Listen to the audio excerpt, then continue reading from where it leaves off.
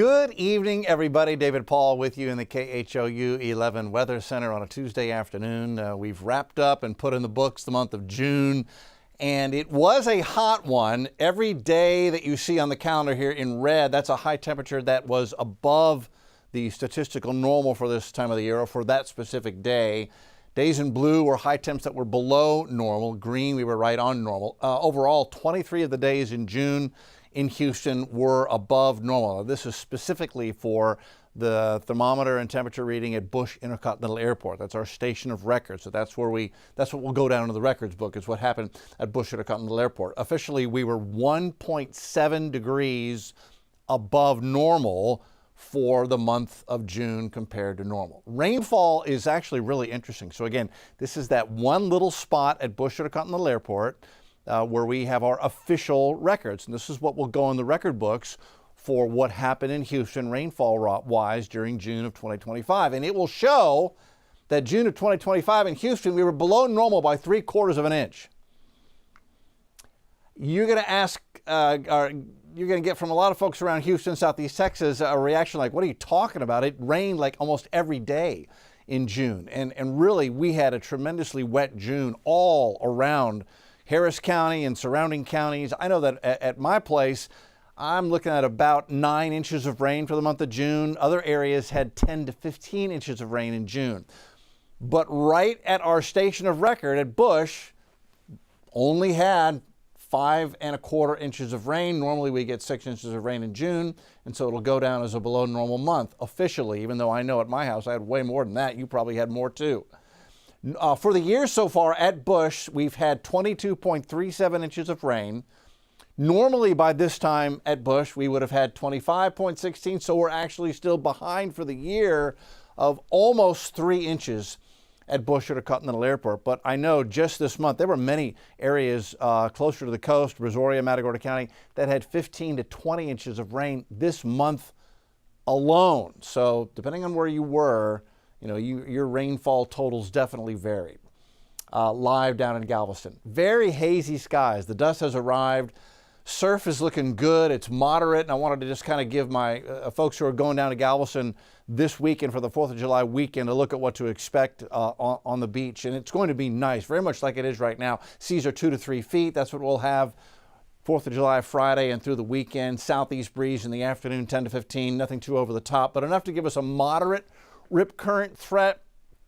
Inexperienced swimmers, stay no deeper than your ankles, seriously, and make sure you're watching those kids like a hawk. You can't take your eye off them for a second. Swim near lifeguard stands. The dust continues to just plume off of West Africa. Another big complex of thunderstorms kicked up a lot of wind and kicked this plume of dust off a couple of days ago. It's now about 1/4 of the way across the Atlantic.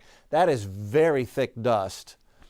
We have thick dust as well, but not even as thick as what's come off of Africa recently. That's the dust, the gray area over Houston that's keeping our skies so hazy today. Also, that is a ridge of high pressure in the mid and upper levels coming in with the dust. So the dust and that dome of high pressure keeping the rain chances very low for the next several days. And the dust continues to funnel in right through Southeast Texas. Thursday, Friday, Saturday, we stay quite dusty and hazy, and that also helps to lower rain chances. Back to Galveston, where it is hazy, but it is nice in Galveston. Going to be a beautiful beach evening. Galveston's at 89 right now, Pearland 91, Sugarland 91, Tomball 93, Bush 91. Did top out at 97 today with heat indexes that were a little bit above 100 across the board. Now we're getting a little bit of a break from the heat, and we actually did see an isolated thunderstorm pop up in Harris County. If you remember, the models were suggesting most of us would be dry, but wanted to pop up a thunder shower in Harris County, and that actually happened. Northeast side had a pretty intense thunderstorm near Hawthorne Place between the northeast side of the 610 loop and the northeast side of the Beltway. A little closer view of that thunderstorm. It's come and gone now, but Dryersdale, Beaumont Place, Hawthorne Place, rain and thunder near you there on West Tidwell Drive, east of 69. But that is now fizzling, and I don't see anything new developing. We could still see a late evening thunderstorm here in Houston on this Tuesday evening, but it's not going to be much. And overnight tonight, models suggest everything just kind of settles down as we get into Wednesday morning. Partly cloudy, humid, typical summer morning. We'll go into Wednesday lunchtime. No rain showing up on the modeling. This is a function of the dust, the dry sinking air, and then that high pressure dome associated with the dust that I showed you just sitting on us. So hot and humid the next couple of days really is the forecast. If we get a shower, an isolated thunder shower, like 1 or 2 neighborhoods get wet in the evening, and that will be about it. So rain chances are just about 0 across the area as we hit overnight and through the day on Wednesday. To the tropics, and again, if we're going to get a storm in June and July in the Atlantic Basin, it usually happens here in the Gulf, Western Caribbean, or up the East Coast. We had our first season storm a little bit further off the East Coast, but in the general area of that, let's see, we had Barry go in as a tropical depression near Tampico a couple days ago. So again, in the yellow. And now the Hurricane Center is watching a spot near Florida that has the potential for development in that same development region. Real quickly, we've had Andrea and Barry. Andrea was the one off the East Coast, northeast of Bermuda, came and went within a day. And then Barry became a tropical storm, weakened to a depression as it moved inland near Tampico a couple days ago. So Chantal is the next name on the list. And this is where we'll be watching for potential development. Yesterday, Hurricane Center had this as a 20% chance for development. Today, they've got it as a 30% chance for development. Looking at the modeling on this, it still is very inconclusive. It's not showing anything definitive for me. We'll get to that in just a moment. Here's the big picture. That is now Hurricane Flossie off the coast of Mexico on the Pacific side, winds of 110. That's moisture left over from Barry, Mexico, West Texas. And then that's the spot we'll be watching for potential development. But quickly back to Flossie. That's a strong hurricane. Now winds up to 110 in Flossie. The forecast for Flossie begins to weaken pretty quickly and then fizzles out as we go into the end of the week. And then at the moment, I'm not seeing anything too definitive over here with our 30% rain chance spot.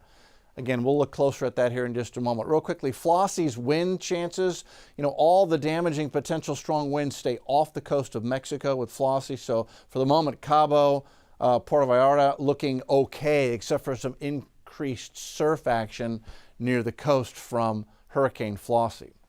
Okay, back to this area that'll have a 30% chance for development. And what we'll have here is a very weak little boundary is going to sit out here for several days, and we're going to get batches of rain and thunder showers form on that boundary.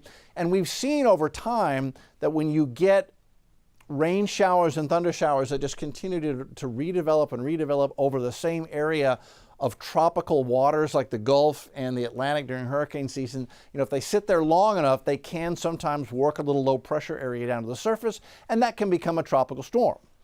But models don't show that happening through Thursday. So we'll push this out further. Friday, Saturday, Sunday, really doesn't show much of anything. Maybe a weak area of low pressure tries to cut off the coast of Georgia and South Carolina by Sunday. But really, it just looks like a rainmaker for Florida and the deep southeast United States for several days. We'll keep an eye on it, obviously.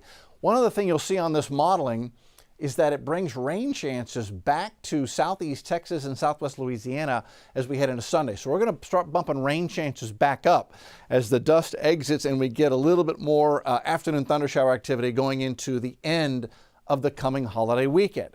Rain chances now through the end of Saturday, however, stay very dry. Look at this pocket of dry right here in Houston, southeast Texas. That's that little dome of high pressure moving right over us. The rest of the area getting a lot of rain from New Orleans to Miami, several inches of rain for Florida. And then look at all the rain, again, left over remnant moisture from Barry. And a lot of that is already in West Texas and Northwest Texas. They've had rain and thunder showers here all afternoon and evening out there in West Texas.